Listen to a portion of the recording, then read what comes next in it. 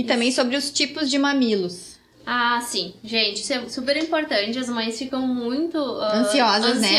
Ai, porque meu mamilo é plano. Eu não tenho o bico do seio, vou conseguir amamentar, né? Gente, então aqui a gente mostra mais ou menos, assim, os tipos de mamilo. Esse aqui é um mamilo protruso. Então, as mães que têm um mamilo, né, pra fora, agitado pra fora. Mica, acho que de repente tu larga o bebezinho, porque tá dando no vídeo, de repente, pra elas enxergarem melhor. Pega meu bebê que tá sem nome ainda, bebê, né? Vamos ter que ver mandou nome uma votação ali, pro meu bebê. Tem as mães que tem um mamilo muito grande, tá? É bastante grande, mas isso não atrapalha na amamentação. A gente tem técnicas, né? Porque às vezes acontece... o que acontece com esse mamilo bem protruso? Acontece do bebê nausear. Então, porque como a boquinha ainda é pequena, acontece do mamilo encostar lá no céu da boca, então o bebê nausear, fazer aquela náusea. Mas não atrapalha em nada a amamentação. A gente tem o mamilo invertido, que é aquele mamilo pra dentro.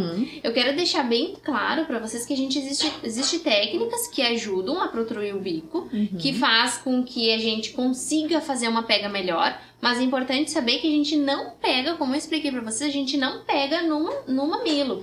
A gente pega na areola. Sim. Então a gente entra com a posição de baixo pra cima, sempre pegando na areola. A parte de baixo, ela vai estar quase toda dentro da boca do bebê. E a parte de fora que vai estar um pouco aparecendo.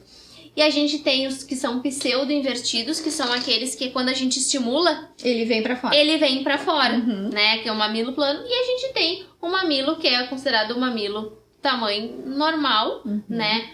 E todos eles a gente pode, sim, ter super sucesso na amamentação. Existem formas, né, que talvez a gente pode deixar para uma outra live, de como a gente pode fazer, né, para esse mamilo exteriorizar durante a amamentação, né? Então, às vezes tem mamilos que a gente precisa fazer a técnica toda vez antes do bebê mamar, e tem outras que a gente pode faz logo no início, assim, e depois não precisa mais fazer a técnica. Sim. Então, todas elas são super possibilidade de amamentar. Então, fiquem tranquilas quanto ao mamilo. Isso. Eu vou dar a minha experiência, assim, porque eu também não tinha o bico de seio formado antes de engravidar, né? Então, com o Ricardo, eu usei, por todos os 6 meses que ele mamou, o biquinho de silicone, que é uma coisa bem comum também, a gente vê bastante mamães usando, né? Então, aquilo acho que me ajudou a formar um pouquinho o bico de seio. E no fim, ele se adaptou mamando com aquilo e depois não consegui mais me livrar dele. Ele foi até o final mamando, mas tá certo. Sim. E depois, pros outros filhos, já não precisei. Então, o bico já ficou mais formadinho e já foi mais fácil também de eles conseguirem mamar, né? Sem aproveitando precisar. essa deixa, Carol, do que tu disse que usou, né? A Vânia aqui até colocou, né, uma outra opinião. Ela disse que acha que o erro dela foi usar aquele bico de amamentação na primeira gestação. Ela acha que machucou mais ainda. Sim. Mas que nem vocês falaram, né? Isso é muito pessoal. Muito né? pessoal, É assim, Vânia, né?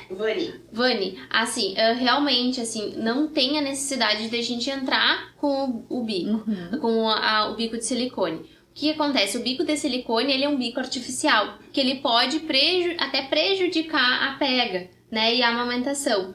Porque o que a gente pode usar? São outras técnicas que a gente ajuda a protruir o bico e fazer a pega correta. Então, é outro